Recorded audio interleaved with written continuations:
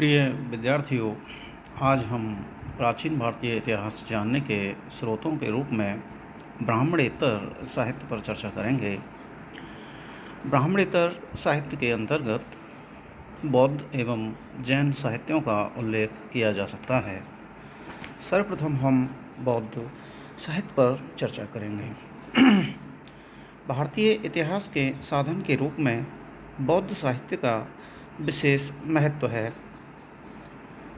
सबसे प्राचीन बौद्ध ग्रंथ त्रिपिटक हैं। इनके नाम हैं सुत्त पिटक, विनय पिटक और अभिधम्म पिटक।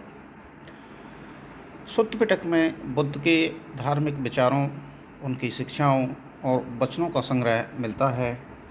इसे बौद्ध धर्म का एनसाइक्लोपीडिया भी कहा जाता है। विनय पिटक में बौद्ध संघ के नियमों का उल्लेख किया गया है। अभिधम्म पिटक में बौद्ध धर्म से संबंधित दार्शनिक सिद्धांतों का विवेचन मिलता है। बुद्ध की शिक्षाओं को संकलित कर इन्हें 3 भागों में बांटा गया। इन त्रिपिटकों की रचना बुद्ध के निर्वाण प्राप्त करने के बाद हुई। जातकों में बुद्ध के पूर्व जन्मों की काल्पनिक कथाएं मिलती हैं। ईसा पूर्व पहली शताब्दी में जातकों की रचना आरंभ हो चुकी थी, जिसका स्पष्ट प्रमाण भरहुत और सांचे के स्तूप की वेष्टनी पर उत्कीर्ण दृश्यों से स्पष्ट होता है। जातक गद्य एवं पद्य दोनों में लिखे गए हैं, जिनमें पद्यांश अधिक प्राचीन हैं। जातकों की संख्या 550 है। निकायों में बौद्ध धर्म के सिद्धांत तथा कहानियों का संग्रह मिलता है। प्राचीनतम बौद्ध ग्रंथ पाली भाषा में हैं। पाली भाषा में लिखे गए बौद्ध ग्रंथों को द्वितीय या प्रथम सदी ईसा पूर्व का माना जाता है।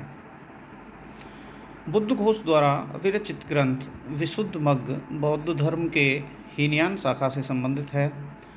इसे बौद्ध सिद्धांतों पर अत्यंत प्रामाणिक दार्शनिक ग्रंथ माना जाता है। बौद्धों के धार्मिकेतर साहित्य में सबसे महत्वपूर्ण और रोचक हैं गौतम बुद्ध के पूर्व जन्मों की कथाएं, जो जातक कहलाती हैं। ये जातक ईसा पूर्व 5वीं सदी से 2री सदी तक की सामाजिक और आर्थिक स्थिति पर बहुमूल्य प्रकाश डालती हैं। बौद्ध ग्रंथों को श्रीलंका में ईसा पूर्व 2री शताब्दी में संकलित किया गया था। दीपवंश एवं महावंश की रचना क्रमशः 4वीं एवं 5वीं शताब्दी में हुई थी। इन पाली ग्रंथों से मौर्यकालीन इतिहास के विषय में सूचना मिलती है। पाली भाषा का एक अन्य महत्वपूर्ण ग्रंथ नागसेन द्वारा रचित मिलिंद पन्हो है।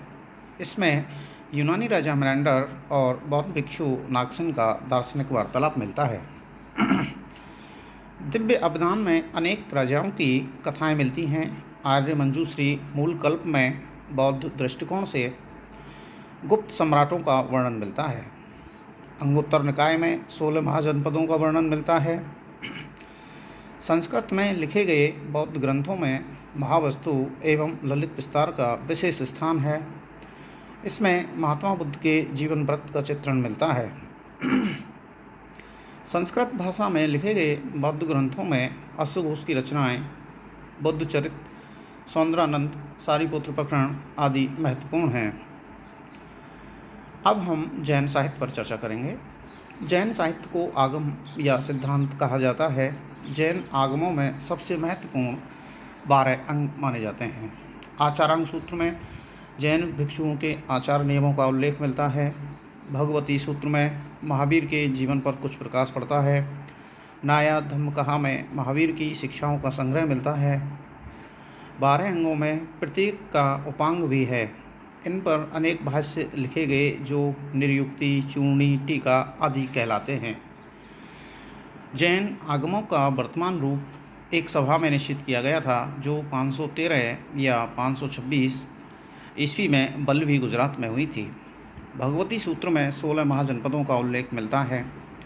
जैन धर्म का प्रारंभिक इतिहास कल्प सूत्र लगभग 34 सदी ईसा पूर्व से ज्ञात होता है, जिसकी रचना भद्रबाहु ने की थी।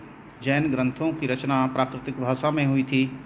जैन ग्रंथों में परिशिष्ट पर्वन, भद्रबाहु चरित, आवश्यक सूत्र, आचारांग सूत्र, भगवती सूत्र, कालिका पुराण आदि विशेष रूप से उल्लेखनीय हैं। इनमें अनेक ऐतिहासिक घटनाओं की सूचना भी मिलती है। जैन ग्रंथों में सबसे महत्वपूर्ण हेमचंद्रकृत परिशिष्ट पर्वन है, जिसकी रचना 12वीं शताब्दी में हुई। परिशिष्ट पर्वन तथा भद्रबाहु चरित से चंद्रगुप्त मौर्य के जीवन की प्रारंभिक तथा उत्तरकालीन घटनाओं की सूचना मिलती है। पूर्व मध्यकाल में अनेक जैन तथा कोशों और पुराणों की रचना हुई, जिसमें महत्वपूर्ण हैं हरिभद्र, सूरी का सम्रादित्य कथा, मूर्खाख्यान और कथा कोश, उद्बोधन सूरी का कुबलयमाला, जिनसेन का आदि पुराण तथा गुणभद्र का उत्तर पुराण आदि। इनसे तत्कालीन जैन समाज की सामाजिक धार्मिक दशा पर प्रकाश पड़ता है। उम्मीद है आपको आज का टॉपिक पसंद आया होगा। धन्यवाद।